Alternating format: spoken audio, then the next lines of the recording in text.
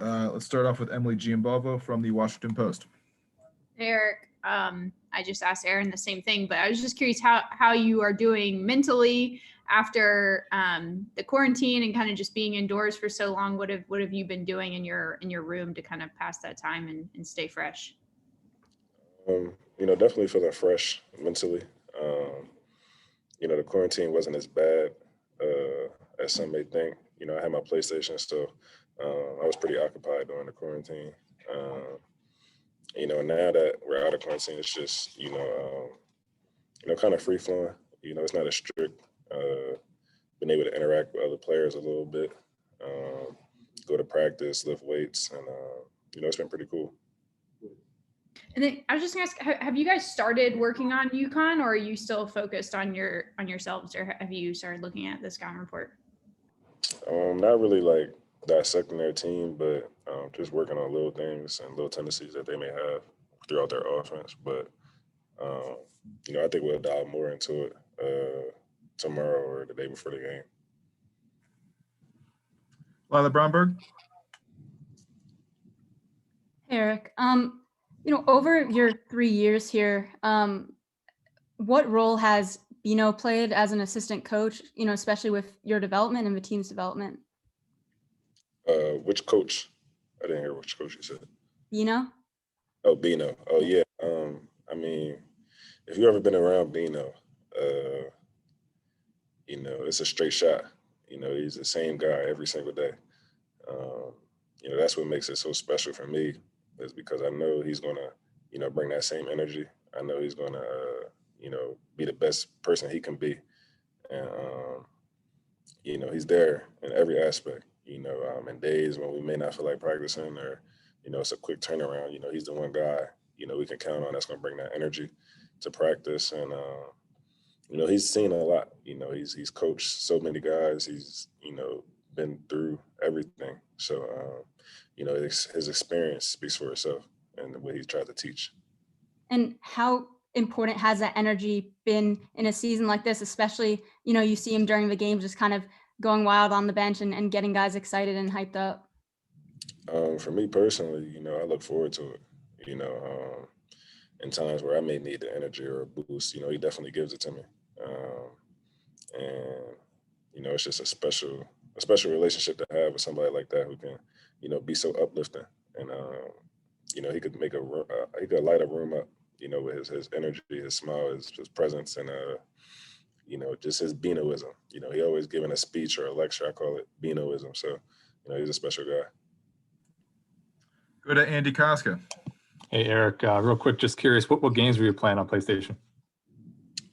Everything. I got Madden, 2K, Grand Theft Auto. I've been playing Madden, though. I got a little creative player on there, back-to-back Super Bowl champion, MVP, leading rusher, all that type stuff. So you're a running back? Quarterback. He a quarterback. He's a scrambler. Okay, all right. My actual question is about Daryl. When you watch him prepare for a big defensive matchup, kind of like maybe this weekend against James Bouknight, what does he do? I mean, how does he prepare for a matchup like that? What do you notice?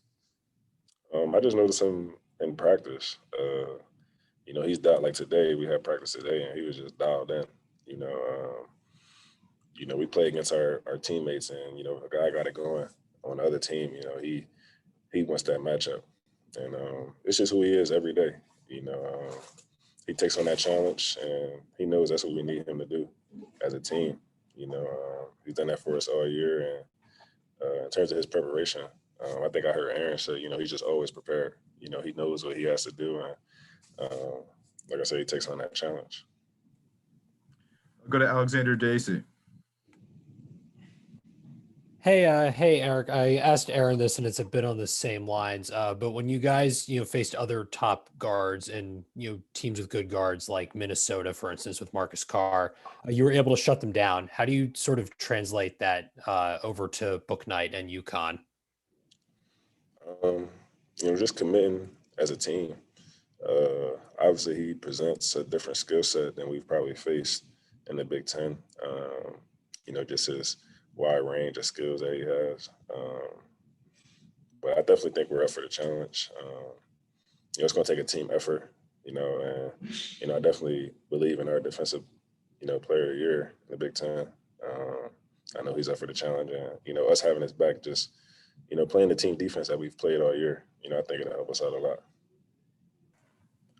Sean McFarland. Hey, Eric, you played some high school ball in Connecticut at Putnam Science. Just kind of wondering if you could talk about what that experience is like, what you remember from that, and kind of how instrumental that was to your development, your career as you were kind of getting ready for the college level. I mean, it was very instrumental.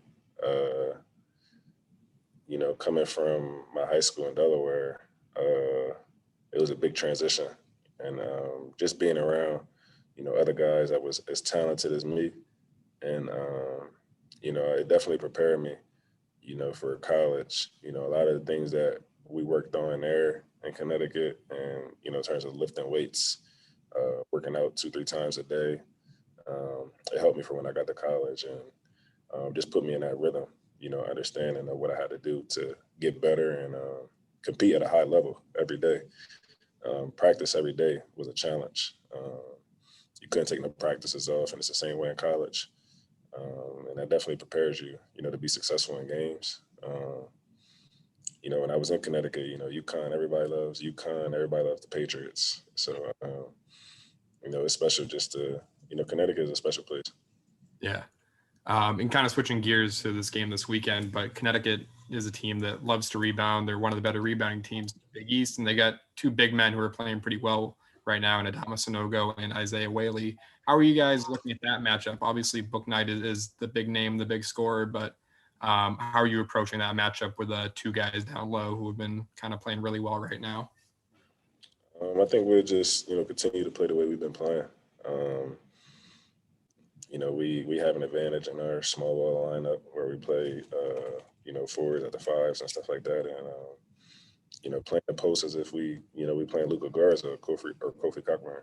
So, I think throughout the Big Ten, we've seen, so much, and, the Big Ten being so talented, I think we prepared for a lot that we'll see in the NCAA tournament.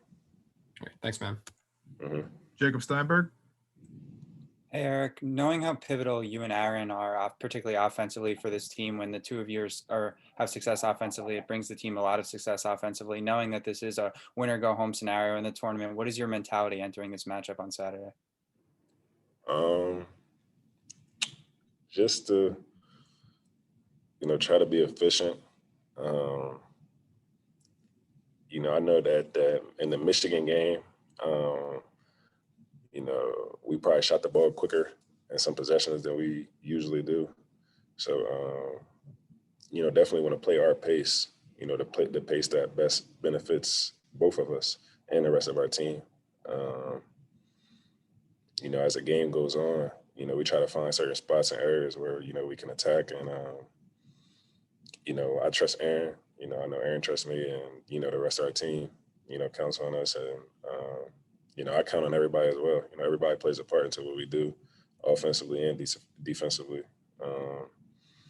So just looking forward to the challenge of going out there and, competing at the highest level. As a child, you dream of playing in March Madness, and, the lights are on. So it's definitely a experience, and I think, guys will step up. Howard Fendrick. Hi. Going off what you were just talking about as a child dreaming of March Madness, I'm wondering how much you used to watch the tournament on TV as a kid, and maybe what memories you have of that, and whether any of them are connected to one shining moment, that montage video that they play at the end of the championship game each year. If you remember ever watching that. Definitely. I definitely, remember watching March Madness. I had a friend of mine when I was younger who, loved watching college basketball. Didn't watch NBA or anything else. He just loved watching college basketball. And, whenever I hung out with him, we would just watch college basketball. And he knew all the players, and, I'd be asking him, who's this and who's that. And, when March Madness came on, we always watched March Madness. Even then, I knew about Maryland, I knew about UConn, I knew about all the big East Coast schools, and it's different now being in it. I remember my freshman year playing in March Madness. You kind of just see the games and what's on TV, but it's a lot of cool stuff that goes on behind the scenes as a player that you get to experience. And my freshman year, it was just an eye opener. Even this year is different because we're in a bubble, so it's like it's a whole new experience. Everything has just been special so far. Yeah, sorry, my line broke up when you said who that was you used to watch with. I couldn't hear. A friend? I didn't say no specific names in terms of like players that we used to watch. But my friend from my childhood, we watched college basketball games. And that one shining moment video, is that something you pay attention to, or you've seen either when it happened live or on YouTube or anything like that, or coach? Which video? What showed you guys? I don't think I know exactly what it is. Thank you. Thank you. Last one for Eric today, Zach Parnes. Hey, so what are your general impressions of the bubble so far? There's been a lot of talk on social media about, quality of the food, the practice facilities, et cetera. I'm just wondering if you could share your opinions and if you of the guys have chatted about that. I mean, me personally, I definitely think you could make the best of your situation. I think it's a blessing to be here in such an environment. The food is the food. You can't really complain too much at the end of the day. We all should be blessed to be here. I've heard about the chatter on social media, and I think it's just, players have the right to express how they feel. And I think that's that. But the bubble itself, I mean, it's impressive. We had weights. I thought the weight room was real impressive. And, the way all the courts is in the hotel, and, it's been an experience. I've been enjoying it. Having our own room and all that kind of stuff, it's been fun. And Eric, last thing for you, have you and the guys talked about maybe the potential of the tournament being paused or having teams removed due to COVID?